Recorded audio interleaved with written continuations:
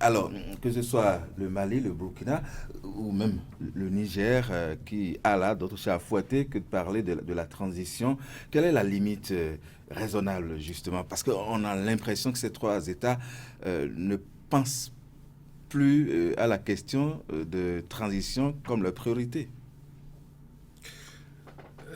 Il y a d'abord la survie, d'où le mot sécurisation, c'est très important parce que vous menez un combat, il faut être vivant pour mener le combat, il faut être sécurisé pour continuer à mener le combat parce que le combat, c'est pas simplement de chasser les djihadistes, c'est aussi pouvoir donner de l'eau, du pain et de la paix au peuple burkinabé, au peuple nigérien comme au peuple malien.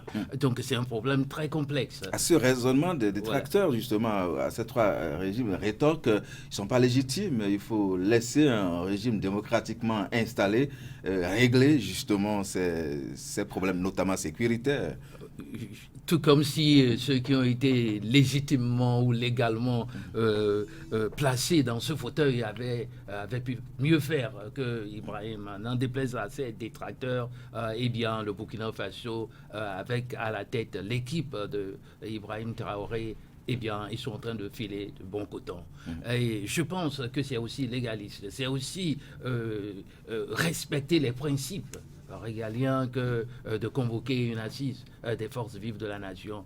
Ça s'est fait ici au Bénin, et vous savez, ça a rétabli un ordre. Ça a rétabli un ordre. Maintenant, qu'est-ce qu'on a fait de l'ordre? Et ça, c'est une autre histoire. Je crois que c'est très, très, très, très important, respectueux des engagements qu'on a pris qu'à quelques mois, puisque c'est en juillet. Exactement. Alors, il doit être, son équipe doit être, ils doivent être les hommes de leur parole. Ils doivent tenir parole. Mais pour le faire, l'approche qu'ils ont choisie, je crois qu'elle est la bonne, elle est la meilleure, c'est-à-dire de la base au sommet. Il faut le faire. Et si nos pays, Fortune Ondéfa, à la veille des indépendances, avaient pensé à la transition, on ne serait pas dans le chaos où nous nous engouffrons aujourd'hui. Nous sommes toujours, on parle toujours de abat l'impérialisme, nous parlons toujours de néocolonialisme, nous parlons toujours d'aller à la quête de notre souveraineté nationale. Vous voyez, on a attendu que le FMI, la Banque mondiale, arrivent pour faire le réajustement structurel, alors que au moment d'arracher son indépendance, dès que vous l'avez fait, vous faites le réaménagement,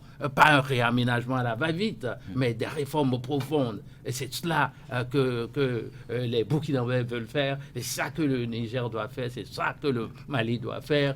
Et leur approche, l'alliance, voilà, l'alliance va bien droit dans le panier, c'est-à-dire la vision de l'Union africaine. S'il n'y a pas de convergence comme ça, de petits groupes qui s'entendent, qui mutualisent leurs efforts pour se protéger d'abord, pour être en vie d'abord, eh bien, ça va être très difficile. La CEDEAO, malheureusement, a vu ça d'un mauvais œil. Et puis, bien sûr, on a dit, on a fait des fautes. Pour nous, enseignants, les fautes, les erreurs participent même du processus de l'apprentissage.